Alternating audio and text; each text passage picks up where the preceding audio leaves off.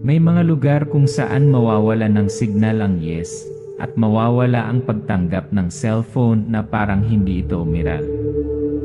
Mga lugar na hindi idinisenyo upang bisitahin. Idinisenyo ang mga ito upang panatilihin ang mga tao doon. Pumasok ako sa isang lumang gasolinahan sa gitna ng wala sa Ohio. Walang mga bahay. Walang mga tindahan. Isang sira-sirang gusali lamang na nanginginig sa ilalim ng mga kumikislap na fluorescent lights. Parang isang nakabukod na isla sa gitna ng madilim na karagatan. At ako ang napunta sa islang iyon na may peking pagkakakilanlan at nakaraan na walang nakakaalam. Ang kailangan ko lang ay trabaho, isang lugar para mawala. Walang papeles. Walang interview. Isang tango lang at isang papel na may 4 na linya ng panuntunan. Mukhang madali, tama. Ngunit ang napuntahan ko ay hindi isang gasolinahan. Isa itong bitad. Isang lugar na nagtataglay ng mga kaluluwa ng mga nakatakas. Rule #1, huwag magbasa ng resibo na nagprinta ang sarili nito. May mga gabi na hindi dapat umiral.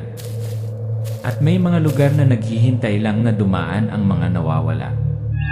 Isa ako sa mga taong iyon. Larawan, isang lumang Honda Civic ang huminto sa gitna ng isang desyerto na kalsada. Madilim ang gabi, tanging ang ilaw mula sa gasolinahan sa harap ang kumikislap. Dati marami akong pangalan. Maraming ngunit wala sa kanila ang totoo. Tumakas ako dahil sa pera. Dahil sa guilt. Dahil sa isang aksidente na ikinatakot kong ulitin ang pangalan ng namatay. At ngayon nandito na ako. Isang gasolinahan sa gitna ng wala sa Ohio. Tila sapat na malayo na walang makakahanap sa akin. Ang lumang gasolinahan, ang mga fluorescent na ilaw ay kumikislap. Ang karatulang i-help wanted ay kumukurap na pula na parang kinuryente. Madilim ang espasyo, hindi sigurado. Walang iba dito kundi mga usok ng gasolina, amoy ng sunog na kape, at ang pakiramdam na may nakatingin sa iyo sa mga siwang ng bintana. Papasok si Laura sa istasyon. Ang mga salamin na pinto ay gumagapang habang nagsasara. Walang kampana. Walang pagbati. Meet Greg. Nakatayo si Greg sa likod ng counter, kulay abo ang buhok, nanlilisik ang mga mata, nakadikit sa kanyang lumang telepono. Hindi nag-abala upang tumingin sa itaas. Laura, nag-hi-har ka pa ba? Hindi tumingin si Greg. Umuso lang at pagod na sinabi. Greg, night shift. Laura, kaya ko. Tumindala si Greg, blanko ang kanyang mga mata kay Laura. Pagkatapos ay hinalungkat ang isang drawer at inilabas ang isang usot na aplikasyon. Walang nagtatanong sa akin kung ano ang ginawa ko. Walang nagche-check ng papeles ko. Iniabot lang sa akin ni Greg ang application at isang panulat na halos tuyo na. Pangalan, address, huling trabaho. Hinahalo ko ang totoo at ang peke tulad ng lagi kong ginagawa. Sanay na ang kamay ko sa ganito. Ibinalik ni Laura ang form, sinulyapan ito ni Greg, tumango. Greg, huwag mong pakialaman ang driver. Laging puno ng kape. Bawal magnanakaw. Laura, pinilit na umiti. Madaling tandaan. Natahimik si Greg ng ilang segundo, pagkatapos ay kumukuha ng isa pang papel mula sa ilalim ng counter. Luma, naninilaw. Nabasag ang tinta na parang pinunasan ng dulo ng daliri. Greg, malamig. This is more important. Ang night shift rules. Kinuha ito ni Laura, bahagyang naningkit ang mga mata habang binabasa ang bawat linya. Closely, the rules. Isa, huwag kailanman magbasa ng self-printed na resibo. Sunugin agad. 2, huwag tumanggap ng pera mula sa isang taong may suot na salaming pang-araw pagkatapos ng hating gabi. 3, kung ang metro ay bumalik sa 1 minuto, tanggalin ang printer at tumalikod. 4, kung nakasulat sa resibo ang iyong pangalan, umalis sa lugar na ito kaagad. Huwag lumingon. Mahinang tumawa si Laura. Humarap siya para sa paliwanag. Pero nakatingin lang si Greg sa kanya, patay ang mga mata nito. Walang sinasabi. Hindi nagbibiro. Hinihintay kong sabihin niya, biro lang. Pero hindi niya ginagawa. Tahimik lang siya. At iyon ang nagpapalamig sa aking gulugod. Night shift handover. Ibinato ni Greg ang kanyang mga susi sa counter. Greg, ang iyong shift ay magsisimula ng 11. Hindi na ako babalik. Huwag lumabag sa mga patakaran. Bumaba si Greg. Umandar ang sasakyan. Ang mga ilaw sa likod ay kumukupas sa dilim. Akala ko ito ang perpektong lugar para magtago. Ngunit hindi ko naitanong ang pinakamahalagang bagay. Perpekto tumakas o hindi na umalis? Ang liwanag ay kumikislap. Ang radyo ay sumisitsit. Si Laura ay nakatayong mag-isa sa likod ng counter. Ang night shift rules ay nakatiklop sa kanyang bulsa. Ang tunog ng printer ay hindi normal. Parang may sumusubok na gumapang palabas mula sa loob ng pader. Fade to black. Mabagal na lumalabas ang text, isang linya sa dilim. Yan na night shift line nagsisimula din ay. Mag-isang naglakad si Laura sa bakanting gasolinahan. Kumikislap ang mga fluorescent lights sa kisam na parang may bumubulong mula sa itaas. Ibinaba niya ang kanyang backpack, isinuot ang kanyang apron, binuksan ang ilaw ng counter. Sa kauna-unahang pagkakataon, nakatayo akong mag-isa sa gabi nang walang naririnig na mga sasakyang dumadaan, walang ilaw sa kalye, walang boses. Ang tunog lang ng katahimikan mismo at ako. Pero itong gasolinahan hindi talaga tahimik. Napabuntong hininga ito. Nanood ito. Larawan, naglakad si Laura sa mga istante, nag-swipe sa maalikabok na snack pack. Tinitingnan ang coffee bar. Malabo ang screen ng kamera sa dingding, parang na-jam na static. Ang radyo ay nakatutok sa lumang musika ng bansa, ngunit may mahinang bulungan ng mga boses sa pagitan na parang may nagsasalita ng tahimik. Akala ko nag-imagine ako ng mga bagay-bagay. O pagod.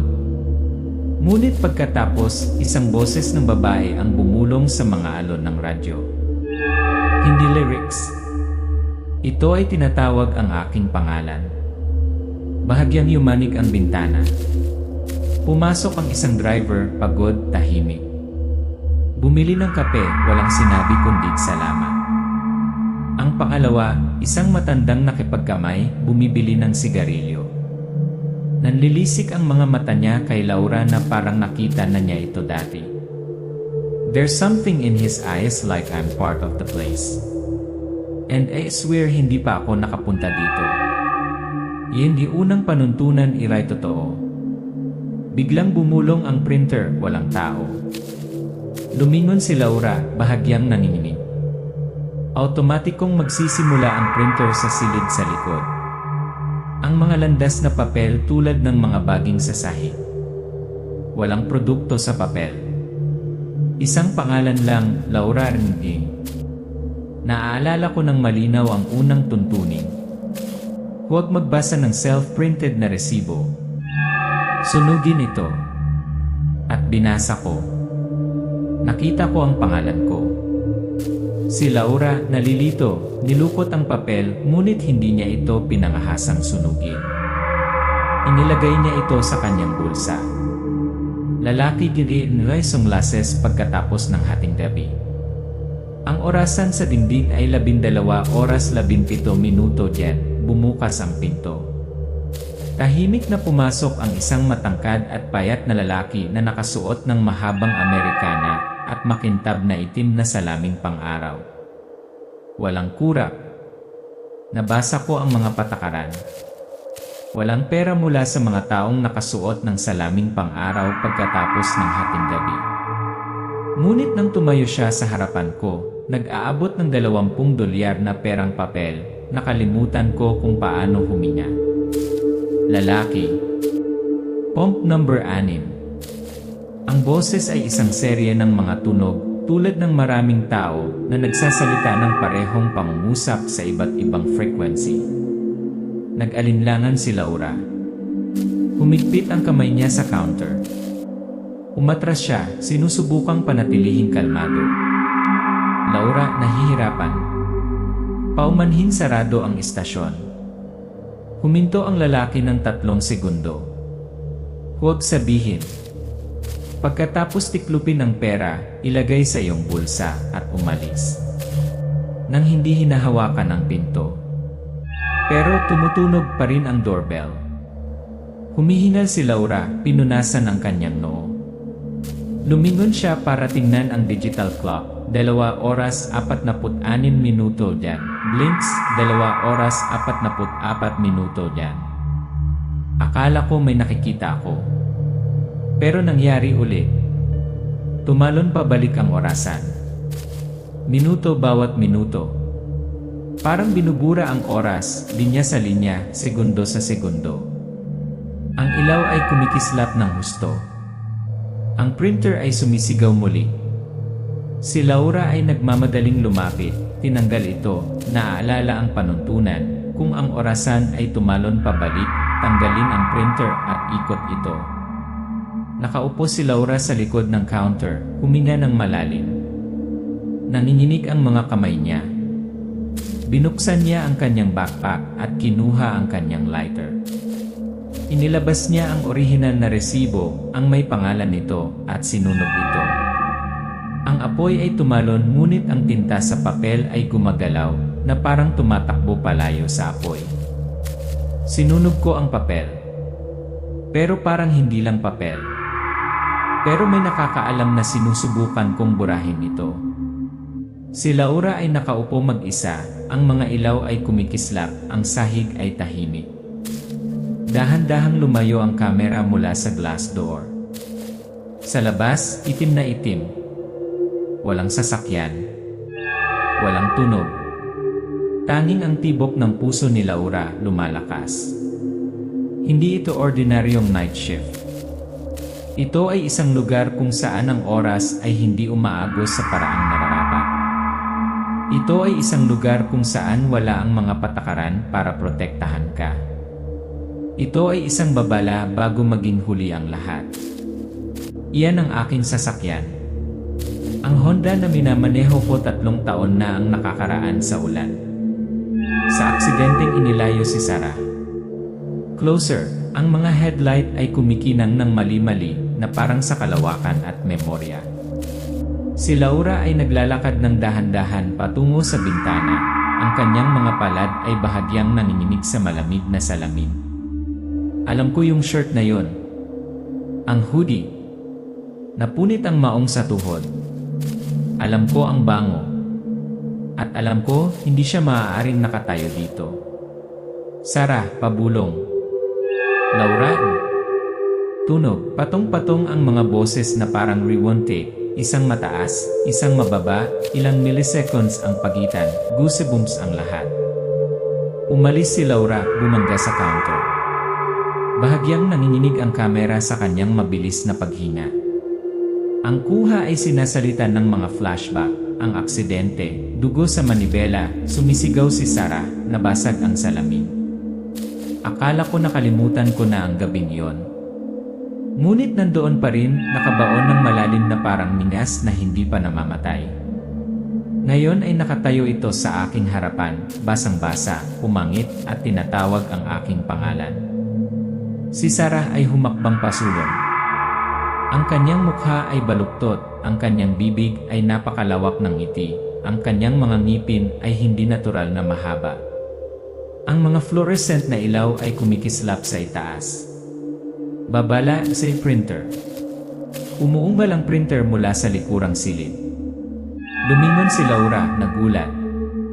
Isa pang rolyo ng papel ang tumalsik, ang mga salitang matapang at basa na parang bagong nakasulat sa dugo. Babalik siya. Huwag kang tumingin sa orasan. Ayusin ang iyong account.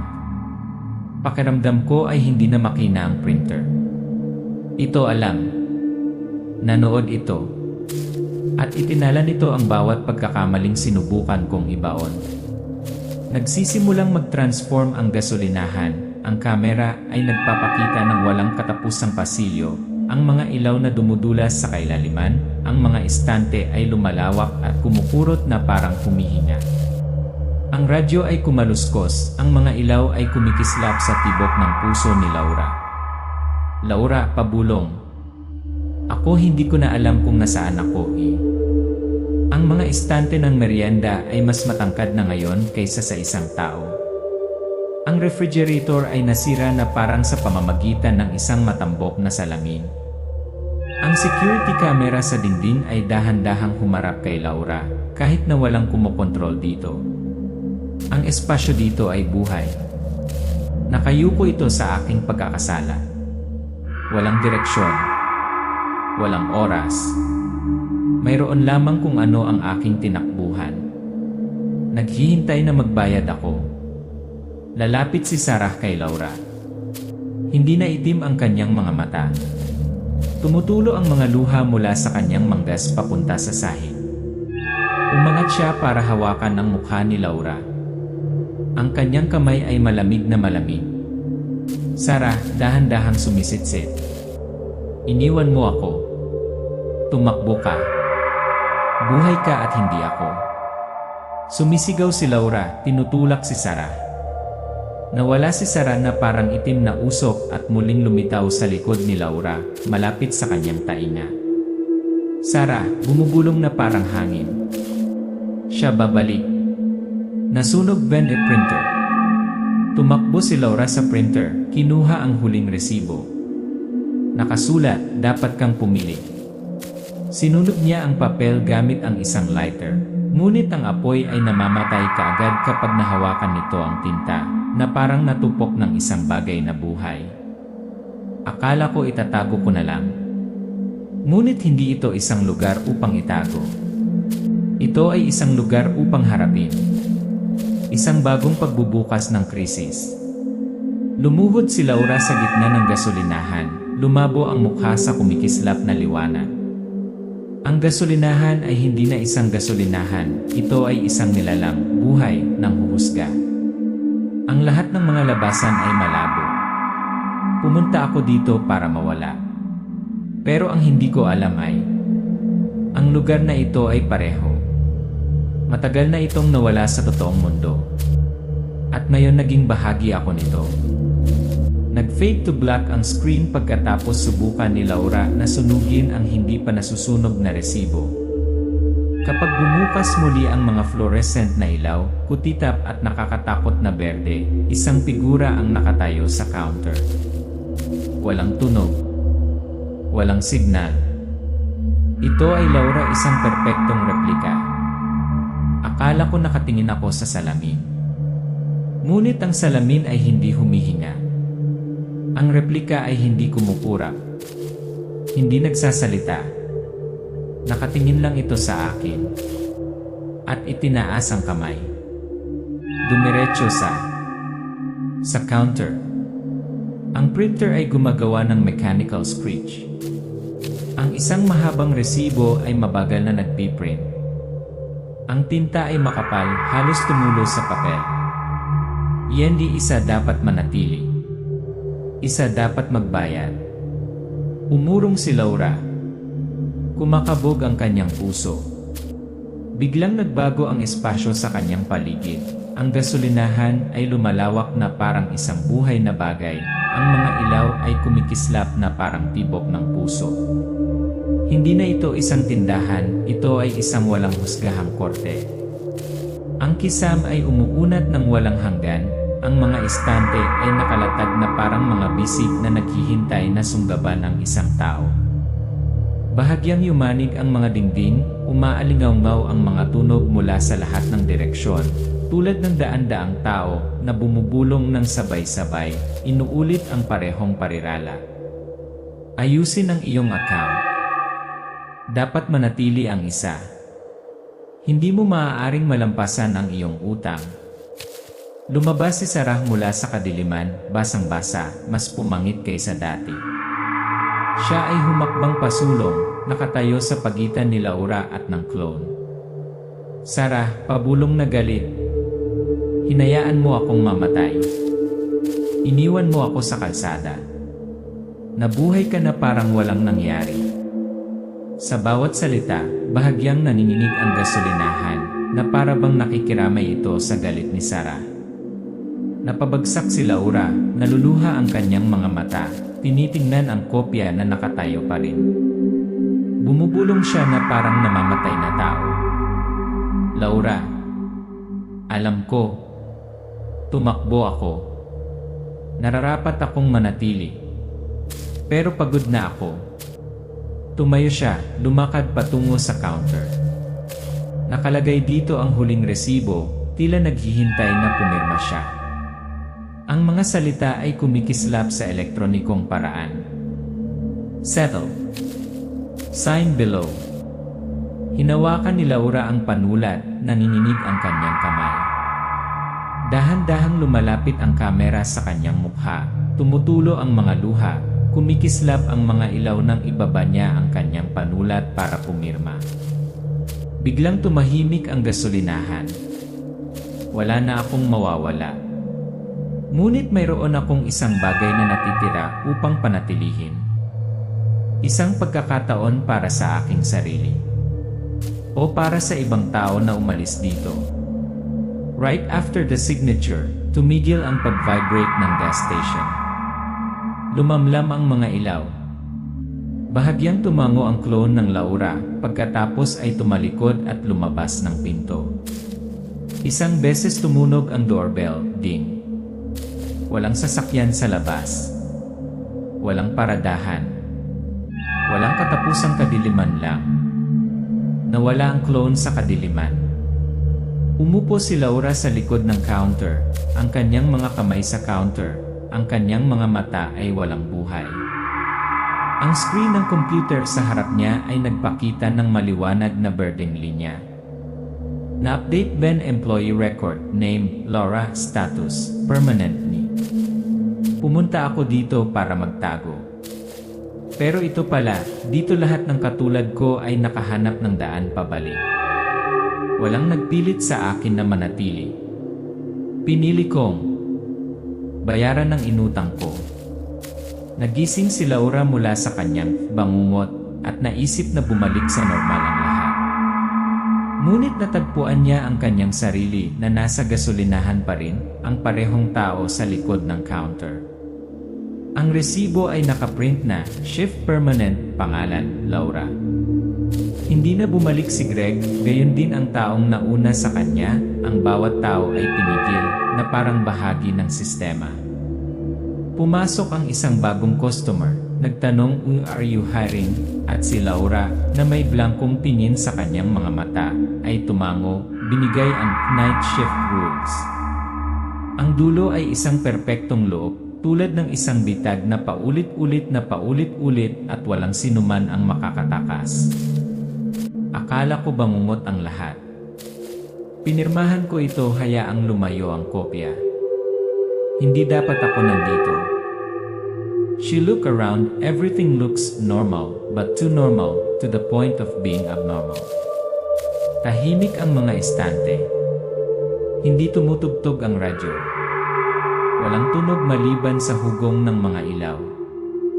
Nag-vibrate ang printer, nagluwa ng isang piraso ng papel. Inabot ni Laura ang harapan, nanginginig ang kanyang mga kamay at inilabas ang resibo. Bold na teksto. Shift Permanent, name, Laura. Hindi ako makaalis. Huwag kailanman umalis. Malawak na ang gulo, nakatayo siya roon, mag-isa, sa isang espasyong hindi totoo. Mabagal na umiikot ang kamera, sinusuri ang bawat detalye, ang walang laman na kaldero, ang kumikislap na switch ng ilaw, ang orasan na patuloy na kumikislap 12 oras 3 minuto diyan. Lumalakad si Laura sa pintuan, binuksan ito ng isang bitak, ngunit ano ang nasa labas? Hindi ang mundo sa labas. Itim na kadiliman lang, kasing lalim ng black hole. Walang kalsada. Walang langit. Walang hangin. Hindi na lumingon si Greg. Hindi ko pa nakita ang taong iyon. Baka kagaya ko sila. Kanina pa sila nakatayo dito. Inabot nila ang papel na iyon sa susunod na tao. Ang doorbell ay tunog. Pumasok ang isang binata, hoodie, backpack sa likod, nalilito ang mga mata. Slow motion, lumakad siya patungo sa counter, tumingin kay Laura. Bagong miye. Nag-hi-har ka pa ba? Close up ni Laura, ang kanyang mukha ay walang ekspresyon, ang kanyang mga mata ay walang laman, ngunit ang kanyang mga labi ay nakangiti ng mahina. Tumango siya ng bahagya. Walang sinasabi. Ang kanyang kamay ay umaabot sa ilalim ng counter. Ang night shift rules, dilaw na papel, napuruhan na tinta, pamilyar na mga salita. Isa, huwag kailanman magbasa ng self-printed na resibo. Sunugin agad. Dalawa, huwag kailanman tumanggap ng pera mula sa isang taong may suot na salaming pang-araw pagkatapos ng hating gabi. Tatlo, kung ang orasan ay paatras, i-unplug ang printer at tumalikod. Apat, kung naiprint ng resibo ang iyong pangalan, umalis sa lugar. Huwag lumingon. Close-up ng kisam, pagpandown sa Laura at ang bagong tao sa pagpuno ng form, ang mga ilaw ng gasolinahan ay kumikislap. Ang printer ay nagsimulang maghuming muli sa malayo. Nagsisimulang tumugtog ang madilim na background music. Tuwing gabi may dumarating. Gabi-gabi may kailangang itago. At tuwing gabi bumubukas ang bitad. Hindi para pigilan ka, ngunit upang piliin ang susunod bayaran ng presyo. Hindi nagsasara ni istasyon. Kailangang manatili. 12 oras 3 minuto magsisimula ni iyong shift.